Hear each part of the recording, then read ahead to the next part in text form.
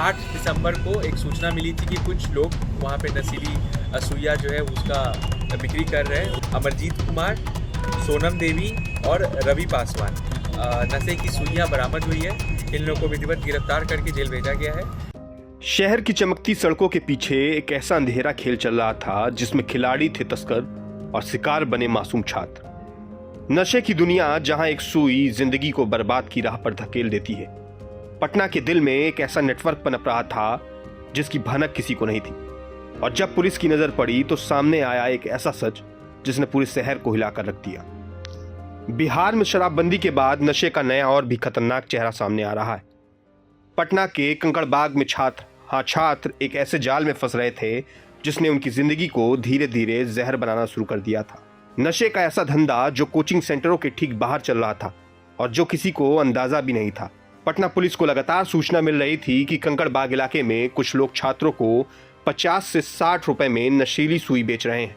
कभी कोचिंग के बाहर, कभी सुनसान गलियों में, कभी किताबों के अंदर छुपाकर, और धीरे धीरे छात्रों को बना रहे थे नशे का गुलाम। 8 दिसंबर एक गुप्त सूचना ने केस का रुख बदल दिया। पुलिस ने तुरंत एक स्पेशल टीम बनाई और ऑपरेशन शुरू हुआ। कंकड़बाग की सकरी सड़कों पर पुलिस टीम की दबिश, हर कदम पर सतर्कता, और फिर अचानक एक घर पर छापा। छापेमारी के दौरान पुलिस ने एक महिला समेत 3 तस्करों को गिरफ्तार कर लिया। घर की तलाशी में जो बरामद हुआ उसने सभी को चौंका दिया। 151 नशीली सुइयां, एक मिनी वेयर हाउस, एक पूरी सप्लाई चेन और मासूम छात्रों को अपना शिकार बनाने की साजिश। पूछताछ में पता चला कि यह गैंग पिछले 6 महीनों से लगातार छात्रों तक नशीली इंजेक्शन पहुंचा रहा था। कम दाम, तुरंत असर और तेजी से लगने वाली लत, यही था उनका तरीका। कोचिंग सेंटरों के बाहर खड़े होकर ये तस्कर देखते थे कि कौन सा बच्चा अकेला है, कौन कमजोर है, फिर उसे 50 से 60 रुपए का लालच देकर नशे के अंधे कुएं में धकेल देते थे। नशीली इंजेक्शन शरीर का सबसे तेजी से नुकसान करने वाला नशा। एक बार लत लग जाए तो शरीर अंदर से गलना शुरू हो जाता है। संक्रमण, अंगों का खराब होना, खून में जहर फैलना, यहां तक कि कैंसर तक।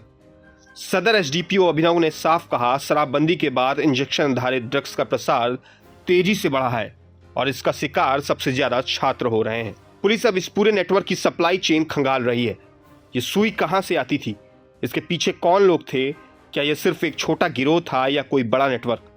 कई सवाल हैं और कई चेहरे अभी सामने आने बाकी हैं, लेकिन इतना साफ है, नशे का बाजार अब अपना तरीका बदल चुका है और इसकी पकड़ पहले से ज्यादा खतरनाक है। पुलिस ने माता पिता से खास अपील की है, बच्चों पर नजर रखें। उनके व्यवहार में अचानक बदलाव, बेवजह चिड़चिड़ापन, नए दोस्तों का अचानक आना या जेब खर्च का गलत इस्तेमाल, ये सब नशे की ओर इशारा कर रहे हैं।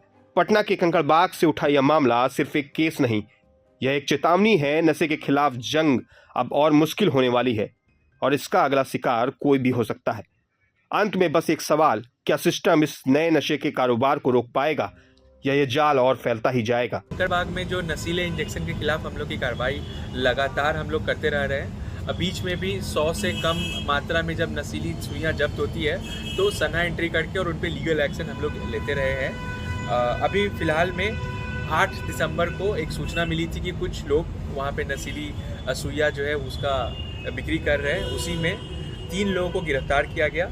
अमरजीत कुमार, सोनम देवी और रवि पासवान, ये तीनों रामकृष्ण नगर के रहने वाले हैं बट चुकी चौपड़ी में रहते हैं। इनके पास से 151 नशे की सुइयां बरामद हुई है। इन लोगों को विधिवत गिरफ्तार करके जेल भेजा गया है। इन लोग के द्वारा नाम कुछ 2-3 नाम और बताए गए हैं जिनसे ये लेते थे।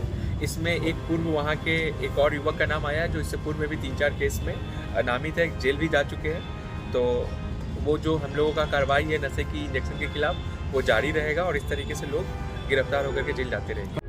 प्रभातखबर.com, विश्वास वही, रफ्तार नहीं।